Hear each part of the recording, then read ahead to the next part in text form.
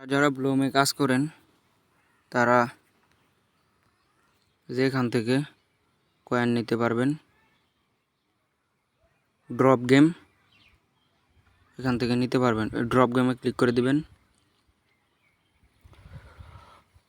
প্লেতে ক্লিক করবেন।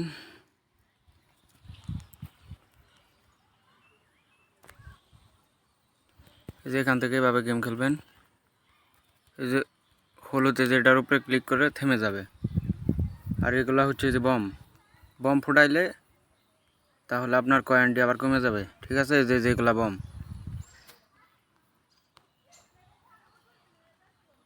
বমে ক্লিক করা যাবে না।